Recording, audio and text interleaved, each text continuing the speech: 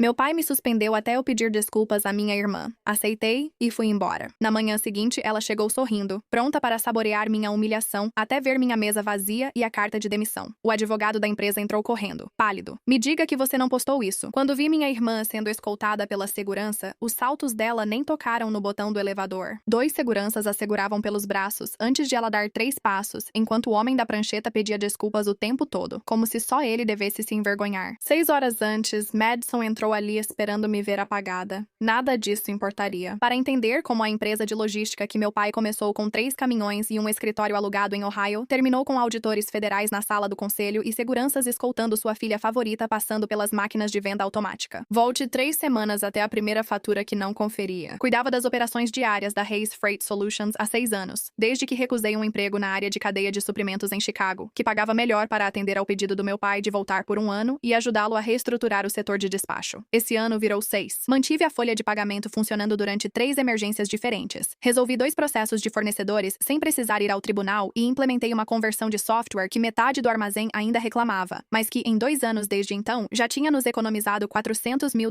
só em erros de roteamento. Meu escritório tinha uma caneca lascada do Cleveland Browns que eu nunca lavava direito. Um segundo monitor, que Madison achava exagero, e uma foto minha com meu pai diante do primeiro caminhão da empresa, quando tudo funcionava em um terreno alugado com um Rottweiler acorrentado no portão, latindo para cada van de entrega. Madison tinha 26 anos e estava há 3 anos na empresa, e tinha acabado de ser promovida a diretora de relações com clientes, um cargo que o papai criou para ela do mesmo jeito que você constrói um cômodo extra numa casa porque seu filho pediu. Ela era ótima nas partes do trabalho que apareciam. Os clientes adoravam ela. Ela lembrava dos aniversários, mandava bilhetes à mão e fechou 2 dos nossos maiores contratos com charme e timing. Ela também era, como eu viria a descobrir, o tipo de pessoa que entendia exatamente qual versão de si mesma aquele ambiente pedia, e se transformava nessa versão de forma tão suave que você só percebia a atuação quando já era você quem parecia estar sendo irracional. O primeiro sinal de alerta foi tão pequeno que eu quase deixei passar. Era domingo à noite, início de outubro, enquanto eu revisava pagamentos de fornecedores antes de o material do conselho ser enviado na segunda. É um hábito, não obrigação, que adotei após ver o que ocorre com empresas que não conferem seus números.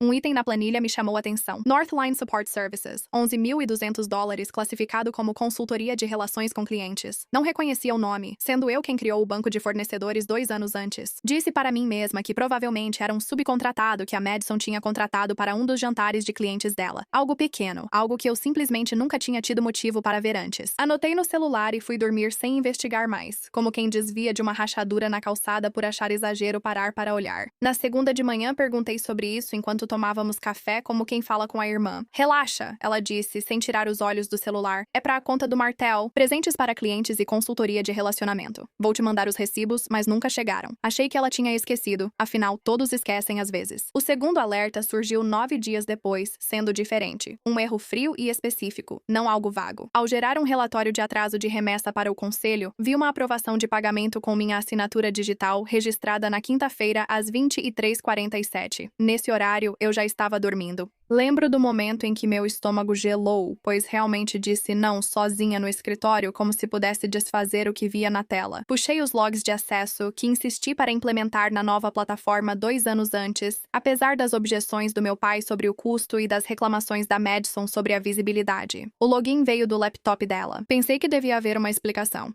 Acesso delegado, login compartilhado, algo assim. Levei isso informalmente ao Daniel Price, nosso diretor financeiro, durante o almoço, como quem levanta uma preocupação antes de estar pronta para chamar aquilo de acusação. Daniel trabalhava na empresa havia 18 anos e era extremamente leal. Usava sempre o mesmo blazer azul marinho nas reuniões do conselho, preferindo consistência ao estilo. Disse que investigaria. 2 dias depois, ele disse que se envolveu numa disputa com um fornecedor em Toledo e não teve tempo. Acreditei e ainda acredito nele. Ninguém naquele prédio tinha tempo, só para apagar o incêndio mais próximo. Na terceira semana, parei de racionalizar e passei a documentar. Imprimi o relatório de discrepância, a divergência do fornecedor, o registro de data e hora da assinatura e 3 faturas com datas alteradas discretamente de forma retroativa e entreguei tudo ao meu pai. Numa sexta à tarde, só nós 2 no escritório dele, porta fechada, como fazíamos na adolescência quando algo precisava ser resolvido antes da mamãe chegar. Ele leu 2 páginas e as deixou de lado. Você está dizendo que Madison alterou as datas das faturas, disse. Só estou mostrando o que o sistema registrou, não o motivo. Ela tem 26 anos e foi promovida. Quer que eu a acuse de fraude por um erro de formatação? Não é erro de formatação, pai. O fornecedor foi dissolvido. Ele me olhou por um tempo e fez o que sempre fazia quando algo ameaçava o que queria.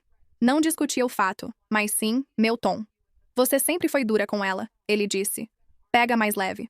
Família não é auditoria de conformidade. Saí do escritório dele com o mesmo relatório ainda na minha mão, sem ter sido lido por ninguém que realmente pudesse fazer algo a respeito. Naquela sexta-feira à noite, no happy hour informal que o pessoal do depósito organizava a cada dia de pagamento, Madison deu um jeito de mencionar, na frente de 6 pessoas segurando cervejas, que eu ainda coloria planilhas por diversão e que algumas pessoas simplesmente não conseguem relaxar. Todo mundo riu. Também ri, como se espera, mas lembro de ficar perto da doca depois, ouvindo o cachorro do bairro latir para o nada e sentir algo inesperado sobre minha irmã. Eu não me sentia segura na companhia da minha própria irmã. O próximo alerta surgiu em um jantar com clientes que eu não planejava ir. Daniel me chamou de última hora quando Walter Griggs, comprador regional da Martell Foods, veio a Cleveland revisar o contrato. Madison conduziu tudo lindamente, reabasteceu os copos de água antes que alguém percebesse que estavam vazios, lembrou que a filha do Walter tinha começado a faculdade naquele outono, riu nos momentos certos sem nunca parecer forçar o riso. Durante o prato principal, Walter mencionou que apreciou a atenção dada ao relatório de atraso da remessa do último trimestre, quando nosso sistema apontou 3 caminhões atrasados e Madison justificou por e-mail dizendo que foi devido ao tempo, mas não houve mau tempo naquela semana. Lembrei porque fui eu que ajustei os horários dos motoristas numa terça-feira comum. Pensei que estivesse lembrando errado. Pensei que atrasos por causa do tempo são registrados errado, que Madison talvez quisesse dizer outra semana e que eu buscava um padrão por já suspeitar de algo, tornando tudo evidência. Fiquei calada na mesa. Eu sorri, pedi outro café e vi minha irmã encantar um cliente com uma história falsa, odiando como era fácil para nós duas ignorar isso. Na manhã seguinte, conferi o registro de rotas. Céu limpo, 3 caminhões a semana toda. A nota de atraso por causa do clima foi adicionada ao relatório 40 minutos após Madison enviar o e-mail para Walter, não antes, então não explicava nada, apenas encobria algo. Mesmo assim, ainda não contei isso ao meu pai. Decidi que precisava de mais provas antes de levar algo que ele usaria para dizer que eu era dura com ela. O quarto sinal de alerta veio de fora do prédio, e foi o que tornou impossível negar. Uma representante de relações com fornecedores de um dos nossos parceiros logísticos menores ligou para minha linha direta, confusa, perguntando por que um reembolso de consultoria para alguém chamada Claire Whitman havia sido lançado contra uma remessa que a empresa dele nunca tinha processado. Eu não reconhecia o nome. Falei que verificaria e retornaria a ligação.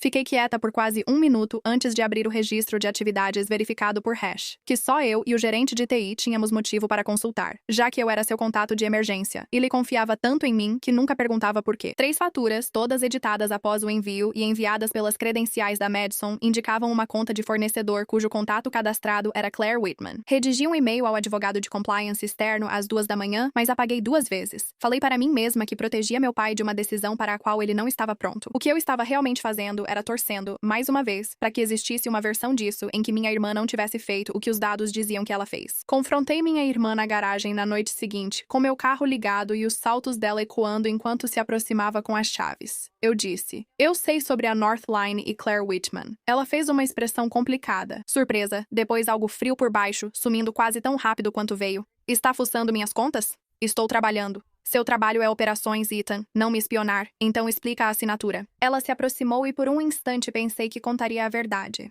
Mas seus olhos ficaram vidrados e seu queixo se inclinou como fazia com clientes que precisavam de consolo. "Você tem inveja porque papai confia em mim para lidar com as pessoas e acha que planilhas te fazem especial. Se você entregar isso para ele, vou garantir que ele saiba que tipo de irmão mexe no trabalho da irmã para prejudicá-la. Isso não é negação. Se cuida," ela disse, indo ao carro sem olhar para trás. Não dormi naquela noite, ouvindo sua voz dizendo "se cuida", igual quando contava histórias para eu dormir. A reunião do conselho, que deveria ser só uma revisão trimestral rotineira com pauta impressa e café ruim, acabou revelando tudo. Mesmo assim, eu trouxe o relatório de discrepâncias, porque decidi que preferia ser o motivo do desconforto na sala do que o motivo de nada nunca mudar. "Eu não vou pedir desculpas por flagrar ela alterando datas de faturas", eu disse. Isso foi depois que o papai desviou a reunião para o rumo que ele claramente queria, transformando tudo em um referendo sobre a minha atitude, em vez da conduta dela. Do outro lado da mesa, Madison se recostou, braços cruzados e um leve sorriso, como se tivesse ensaiado a postura. "Você sempre acha que todos precisam da sua permissão." O diretor financeiro, Daniel, baixou os olhos para o caderno, como se a página em branco tivesse virado leitura urgente. Ao lado dele, Rebecca Cole, nossa diretora jurídica, 9 anos na empresa, o tipo de advogada que deixava as pessoas desconfortáveis porque quase nunca demonstrava nada nada no rosto, estava sentada de maneira estranhamente imóvel. Meu pai estava de pé na cabeceira da mesa. Robert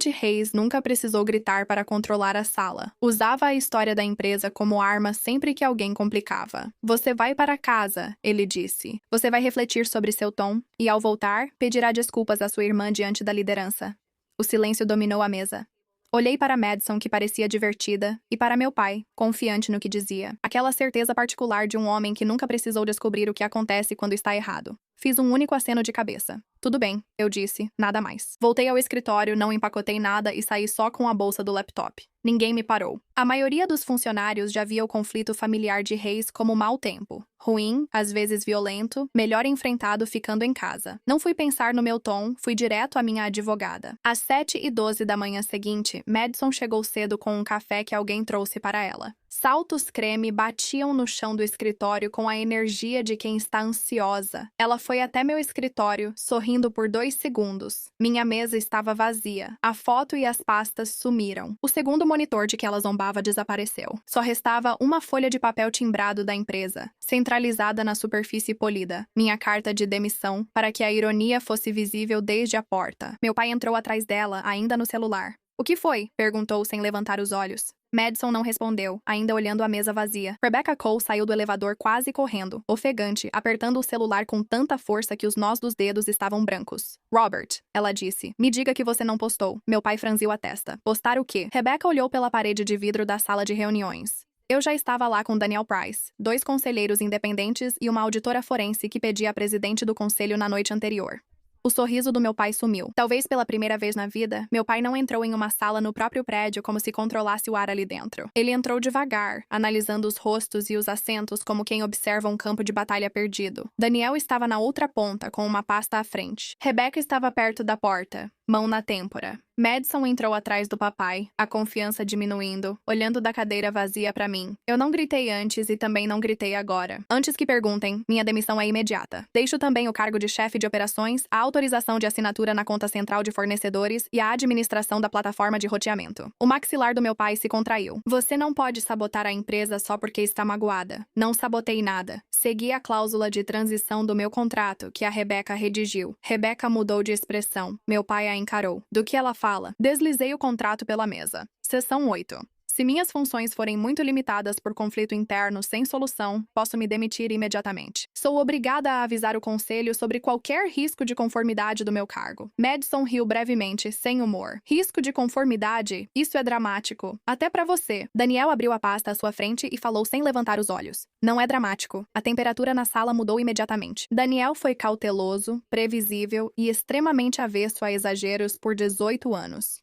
Se dizia que algo estava pegando fogo, você não duvidava. Ele ergueu um maço de e-mails impressos. Ethan me mandou isso hoje de manhã, às 5h43, copiando o advogado externo e os 2 diretores independentes. Meu pai perguntou o que enviei. Respondi. Registros e edições de faturas. Aprovações de pagamento assinadas por mim sem eu ter feito. Relatórios de atraso de remessa modificados. Registros administrativos mostram quem mudou e quando. Madison ficou pálida. Isso é informação confidencial da empresa. É informação da empresa sobre irregularidades da própria empresa, eu disse. Rebecca falou. Ethan, você divulgou isso publicamente? Não. Os ombros dela baixaram levemente. Agendei o envio de um dossiê confidencial para o conselho, diretor de risco do banco e 2 maiores clientes, pois seus contratos exigem notificação sobre falsificação de relatórios. Meu pai segurou a cadeira. Você avisou os clientes? Os contratos exigiam. Você não tinha autoridade. Eu tinha até ser suspensa, depois era obrigação. Madison se aproximou. Isso é insano. Ele faz isso porque fui promovida e ele não aceita. Não, disse Daniel calmamente. Todos olharam para ele. Ele virou uma página e a passou para meu pai. Madison aprovou um pagamento para a Northline Support Services no mês passado. E daí? Retrucou meu pai. Daniel olhou para cima. A Northline foi dissolvida em 2021. As palavras soaram como algo quebrando. Madison ficou imóvel. Meu pai encarou o papel como se ele pudesse se reorganizar se ele esperasse tempo suficiente. Rebecca fechou os olhos. Eu vi a postura controlada da minha irmã se desfazer diante dos meus olhos, e por um instante estranho, ela parecia menos com a mulher que tinha zombado de mim em um happy hour, e mais com uma criança que tinha sido pega. Simples assim. A pessoa que ela poderia ter sido antes do papai confundir charme com competência. Eu não sabia, Madison disse apressada. Você aprovou 3 pagamentos, Daniel disse, totalizando $186.400. Meu pai a olhou. Madison, em vez de responder a ele, se virou para mim. Você planejou isso. Eu não inventei um fornecedor falso, só percebi um. O celular de Rebecca vibrou. Ela leu a tela e empalideceu de novo. O que foi agora? Meu pai perguntou. Midwest National Bank está solicitando uma ligação com o conselho dentro de 1 hora, ela disse. Eles receberam a divulgação. Curtis Yang, o diretor sênior de riscos deles, está pedindo para falar diretamente com o jurídico. Meu pai olhou para mim do jeito que você olha para uma rachadura estrutural que te disseram por anos que não era de sustentação. Você deveria ter vindo falar comigo, ele disse. Eu fui. Ontem, você me suspendeu. O silêncio que se seguiu carregava todos os avisos que ele ignorou. Todas as bandeiras vermelhas que ele justificou porque era mais fácil justificar do que confrontar a própria filha. Sempre que Madison sorria para ele e eu, do outro lado da mesa, segurava provas que ele ignorava. Uma batida na porta a interrompeu. A assistente de Daniel entrou, com a voz trêmula. Senhor Hayes, 2 auditores da Grant & Keller estão na recepção, convidados pelo conselho. Meu pai olhou devagar para os 2 diretores independentes. Elaine Mercer cruzou as mãos na mesa. Ela atuou 11 anos no Tribunal de Primeira Instância de Ohio. Depois se aposentou para trabalhar em conselhos e sua voz fazia a sala silenciar sem elevar o tom. Eles foram convidados, disse ela. Até que isso se resolva, Robert, você está afastado da supervisão financeira. A voz de Madison quase sumiu. Pai? Ele não respondeu. Ele olhava pela parede de vidro para minha carta de demissão sobre a mesa vazia, como se a folha o tivesse traído. Os auditores chegaram com malas de rodinhas e vozes baixas e eficientes. E a primeira coisa que meu pai não entendeu sobre eles foi que eles não se importavam nem um pouco com a história da nossa família. Por anos, o transporte de cargas da Hayes se manteve com trabalho duro, intimidação silenciosa e lealdade. Os motoristas permaneciam porque o pai certa vez pagou uma cirurgia do próprio bolso. Os despachantes ficavam porque ele lembrava o nome dos filhos no Natal. Os gerentes permaneciam pois sair dali era como deixar a família, mesmo após ela começar a destruir os seus em silêncio. Grant e Keller não ligavam para isso. Elas se preocupavam com transferências bancárias, registros de sistema, cadeias de autorização e se quem criou um fornecedor podia aprovar seu pagamento. Às 9h30 daquela manhã, a equipe de auditoria já havia ocupado a pequena sala de reuniões ao lado do setor de contabilidade. Às 10h15, o banco já havia suspendido a linha de crédito ampliada que meu pai planejava usar para comprar 20 reboques antes da primavera. Às 11h Martell Foods, nosso principal cliente e distribuidor nacional, pediu uma revisão de todos os relatórios de atraso de entrega dos últimos 8 meses, incluindo o que, notei no registro da ligação, Walter Griggs tinha me sinalizado sem querer semanas antes, durante o jantar. Às 11h40, Rebecca me colocou em uma rápida teleconferência com Curtis Yang, diretor sênior de riscos do Midwest National, que fez 4 perguntas e anotou as respostas sem mudar o tom de voz. Ele queria saber quem tinha acesso de sistema ao banco de dados de fornecedores, se as discrepâncias foram relatadas internamente antes de o comunicado ser enviado e se eu podia garantir uma cadeia de custódia contínua para registros, carimbos de data e hora, IPs e entradas de hash independentes. Desde o momento em que foram gerados até o momento em que chegaram na caixa de entrada dele, eu podia. Esse era exatamente o objetivo de ter construído o sistema do jeito que eu fiz. Ele não disse muito mais, mas antes de desligar, pediu para Rebecca, quase como se fosse um detalhe, que solicitasse ao advogado externo que preparasse o que ele chamou de Anexo D, a linha do tempo completa dos pagamentos aos fornecedores, formatada para o arquivo de conformidade do próprio banco. Pela primeira vez, entendi ao ouvir essa frase que não era mais uma briga de família, mas sim um rastro documental com nome e sobrenome. Madison ficou a primeira hora atrás das persianas fechadas do escritório do meu pai. Pela fresta, eu a vi andando de um lado para o outro, apontando para a sala de auditoria, seus ombros tremendo em certo momento, de um jeito que podia ser genuíno ou não. Meu pai a consolava com a mão no ombro, como fazia desde que ela tinha 6 anos e chorava por uma prova de ortografia. Essa encenação também funcionava comigo na infância. Madison sempre soube, com precisão impressionante, qual versão de si mesma cada pessoa desejava ver. Magoada com professores, encantadora com vendedores e frágil com o papai, pois assim ele a protegia em vez de questioná-la. Eu tinha 32 anos, 6 anos a mais do que ela, e passei a maior parte desse tempo ouvindo que eu deveria ser a pessoa mais madura, dito por pessoas que se beneficiavam toda vez que eu ficava calada. Ao meio-dia, Rebecca me chamou ao escritório e fechou a porta. Você precisa de sua própria advogada para o resto, disse. Eu já tenho uma. Ela soltou o ar. Que bom. Essa palavra me disse mais que um parágrafo. Quão ruim? Pergunto se o conselho precisará agir hoje, talvez em 1 hora. Contra Madison? Contra Madison. Talvez seu pai, por falta de supervisão. Talvez Daniel, dependendo do que os auditores encontrem. Daniel me alertou primeiro. Eu sei. Isso o favorece. Ela fez uma pausa. Favorece você mais ainda. Eu não pensava em mim. Você deveria. A Madison já está insinuando que você tinha acesso administrativo para alterar os registros. O movimento óbvio. Está me culpando, tentando gerar dúvida. Ela consegue? Rebecca olhou para mim. Não, se a trilha de auditoria permanecer. Você colocou muitas redundâncias nesse sistema para evitar alegações de adulteração. Isso era verdade e surgiu da frustração, não por precaução. 2 anos antes, perdemos um contrato milionário por uma falha de roteamento. Insisti na nova plataforma, apesar das objeções do meu pai sobre custos e das reclamações de Madison sobre exposição do trabalho. Convenci o conselho mostrando as perdas. Agora, tudo era registrado no sistema. Logins, edições, registros de data e hora, endereços IP, mudanças de privilégios, até rascunhos excluídos, e fazia uma verificação cruzada de cada aprovação financeira vinculada a um registro de remessa com uma segunda entrada de hash independente. Madison achava que só o pessoal de TI se importava com os logs de administração. Ela nunca pensou que eu era o contato de emergência da ITE. A 1h20 a primeira barreira de verdade caiu. O auditor magro e tranquilo, Stephen Holt, com 14 anos na Grant Keller, quase todos em contabilidade forense, conectou seu laptop à tela principal sem suspense dramático. Meu pai, Madison, Danielle, Rebecca, Elaine Mercer, a segunda diretora independente e eu fomos chamados de volta à sala de reuniões. Revisamos os pagamentos da Northline Support Services, disse Stephen. A Northline foi encerrada como empresa, mas a conta bancária ainda funciona. Madison cruzou os braços. Isso não prova que eu sabia de algo. Stephen clicou uma vez. O contato autorizado da conta é Claire Whitman. Pisquei, surpreso ao ouvir o nome aqui, apesar de eu já saber que aquele nome tinha lugar ali. Quem é Claire Whitman? Perguntou meu pai. Daniel respondeu baixo. Colega de quarto da Madison na faculdade? Madison corrigiu. Não era minha colega. Ela morava no meu prédio. Essa distinção não vai ajudar, disse Elaine Mercer. Stephen continuou. Cruzamos o cadastro de fornecedores com o histórico de auditoria interna. Ele olhou outra folha. Este não é o primeiro alerta. 3 revisões de cadastro nos últimos 14 meses apontaram documentação incompleta da Northline, mas todas foram encerradas sem escalonamento. Ele falou de forma neutra, o que tornou suas palavras ainda mais fortes que se estivesse bravo. Alguém no prédio já havia ignorado isso 3 vezes antes de eu ver o nome do fornecedor. Ele prosseguiu. Também encontramos correspondências por e-mail entre a senhorita Hayes e a senhorita Whitman, discutindo suporte de consultoria, reembolsos de entretenimento de clientes e transferências privadas. Ele não leu cada linha. Algumas já foram suficientes. Você pode lançar isso de novo no nome da Northline? O papai nunca verifica arquivos antigos de fornecedores. Ethan é irritante, mas só observa operações, não despesas de relacionamento. A sala ficou em silêncio. Meu estômago revirou de um jeito inesperado. Mesmo tendo feito metade das provas, é diferente saber de algo e ver aquilo aparecer numa tela diante do meu pai. Madison se levantou. Isso é ridículo. Sente-se, disse meu pai. Ela o encarou, atônita. Pela primeira vez no dia, ele falou com ela sem tratá-la como uma criança indefesa. Ela sentou. Isso está fora de contexto. Ela tentou. Madison, pare de falar, disse Rebecca. Minha irmã nunca soube quando o silêncio era mais seguro. Não vou ficar aqui enquanto Ethan me destrói porque ele não suporta que o papai confie em mim para lidar com os clientes. Ele acha que planilhas o tornam especial. Não é por isso que estou aqui, falei baixo. Os olhos de Elaine Mercer se estreitaram. Senhorita Hayes, você enviou esses e-mails? Não me lembro. Isso não é uma negação. Eu disse que não me lembro.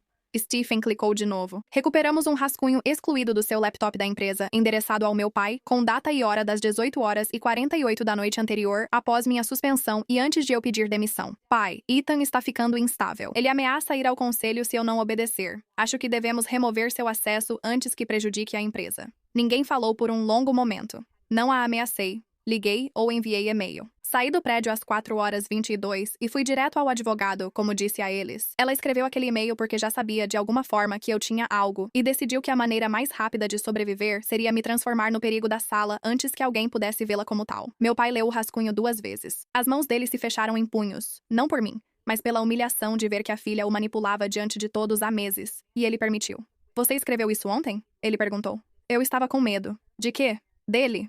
Ele me olhou. Fiquei imóvel. Depois olhou para ela. Ethan saiu do prédio às 4h22, ele disse. Não te ligou, nem mandou e-mail. Ele não ameaçou você. Você escreveu isso porque sabia que ele tinha algo.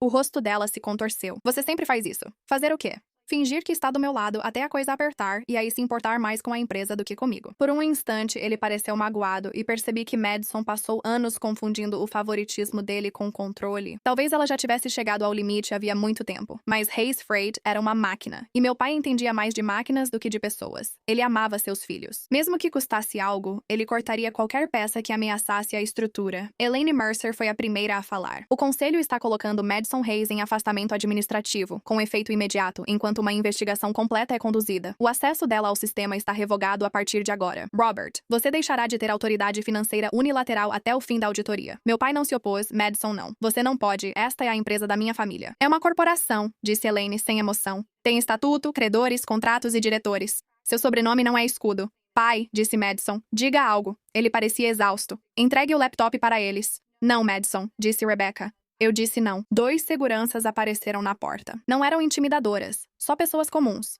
Um mais velho, cabeça raspada e olhos cansados. O outro segurando uma prancheta como se aquilo fosse a parte mais desconfortável do trabalho dele. A normalidade deles de alguma forma tornava tudo ainda pior. Madison olhou para eles, depois para mim. O que restava da raiva em seu rosto se transformou em algo mais frio. Você planejou isso, ela disse. Eu te avisei, eu disse na garagem. Toda vez que perguntei por que um reembolso de cliente não tinha recibo. Toda vez que falei para o papai que seu departamento precisava de controles. Isso não é um aviso, é um ataque. Não, essa é a diferença entre ser questionada e ser pega. Ela me deu um tapa. O som seco ecoou pela sala e minha bochecha ardeu na hora. Por um segundo, ninguém se mexeu. Nem os seguranças, nem meu pai, nem Rebecca. Levantei a mão antes que papai saísse da cadeira sem tirar os olhos de Madison. Eu disse que foi um erro. Ela respirava com dificuldade. O que vai fazer, Ethan? Vai postar isso? Não, respondi.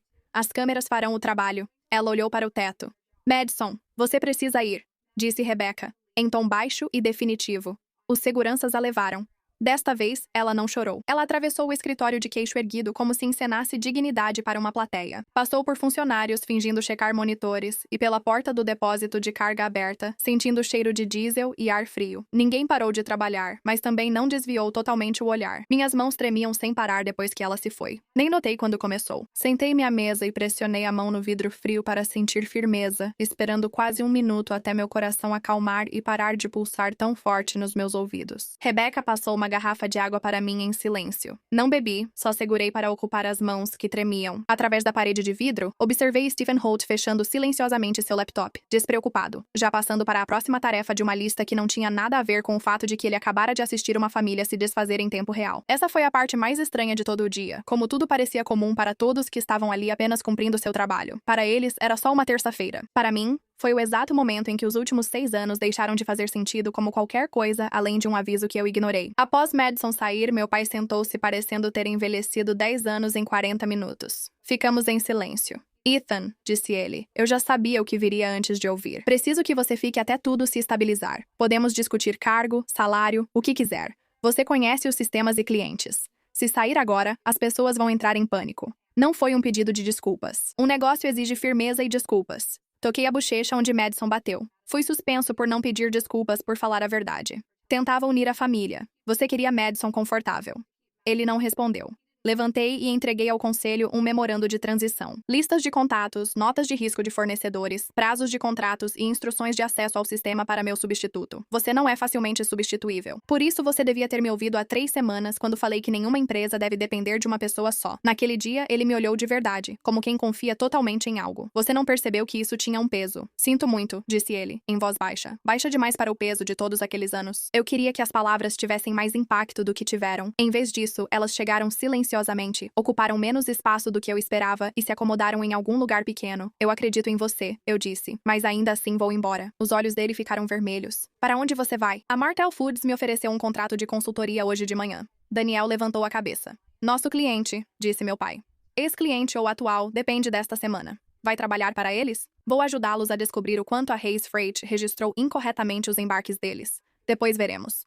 A dor no rosto dele era real. E não senti satisfação com isso. Eu imaginei exatamente esse momento mais vezes do que gostaria de admitir nas últimas 3 semanas, e sempre achei que o desfecho teria um gosto mais forte do que teve. Só senti o gosto de café frio e da poeira da mesa de conferência que já tinha visto demais naquele dia. Às 4 da tarde, meu acesso foi encerrado. Sem raiva, só cumpri as etapas da cláusula de transição, com assinaturas e um e-mail da Rebecca confirmando que eu tinha cumprido cada etapa exigida pela cláusula de transição. Voltei ao escritório pela última vez. As persianas já estavam fechadas, só a carta restava na mesa. Dobrei e guardei no casaco. Daniel apareceu. Você fez o certo. Eu sei. Não parece feliz. Não fiz isso para ser feliz. Ele assentiu, mostrando entender melhor que a maioria. Eu deveria ter te apoiado antes, me desculpe. O pedido de desculpas teve mais peso, curiosamente, porque não exigia nada em troca. Lá fora, a luz do inverno enfraquecia no estacionamento. Passei pelos caminhões com o logo da Hayes Freight que meu pai desenhou. Letras azuis, estrada prateada e o slogan que ele orgulhosamente colocava em cada porta. Nós transportamos o que importa. Por 6 anos, transportei quase tudo o que era essencial para aquela empresa. Desastres na folha de pagamento, clientes furiosos, o temperamento do meu meu pai, fracassos da minha irmã e o silêncio de quem sabia a verdade, mas preferia ignorar. Entrei no carro só com uma bolsa de laptop e uma carta, e pela primeira vez em muito tempo, nada do que eu levava era de outra pessoa. 3 semanas depois, promotores federais acusaram Madison de 14 acusações de fraude eletrônica e falsificação de registros comerciais. Claire Whitman cooperou quase imediatamente quando a agente Priya Nair, com 11 anos na divisão de crimes financeiros, mostrou a quantidade de evidências digitais em seu nome. Madison foi liberada sob fiança de $50 mil e instruída por sua advogada a não me procurar. Não precisava, pois as evidências já diziam tudo. Meu pai nunca foi acusado, mas o conselho o tirou do cargo de CEO por falhas na supervisão. Em sessão fechada, Elaine Mercer conduziu tudo com sua habitual calma. Ele continuou como fundador e presidente minoritário do conselho, um título impressionante em jantares, mas sem real influência no conselho. Daniel virou CEO interino após a investigação, mas com restrições do conselho tão rígidas que ele brincou precisar da permissão de Elaine até para papel. A Hayes Freight perdeu a Martell Foods em 1 mês e 2 clientes pequenos naquele trimestre. No começo do verão, uma empresa de logística de Chicago comprou o que restava dela e, antes do outono, o nome Hayes já havia sumido de todos os caminhões. As letras azuis foram lixadas e repintadas em um fim de semana. O antigo lote vigiado pelo Rottweiler já havia sido asfaltado para estacionamento extra, que ninguém usava. Após o fim, alguns do armazém entraram em contato. Priscila, despachante que já trabalhava lá antes de mim, mandou um cartão. Você sempre foi quem realmente conferia as coisas. Guardei o cartão na gaveta por mais tempo do que devia. Madison fez um acordo judicial. Meu pai ligou antes da sentença dela. Quase não atendi. Quando atendi, ele disse: "Fico pensando naquela manhã." Eu perguntei: "Qual parte?" E ele respondeu: "A parte em que você disse, 'Tudo bem.'" Fiquei na janela do apartamento, olhando um horizonte que nada exigiu de mim. "Você pensou que eu cedia," eu disse. "Pensei. Eu sei."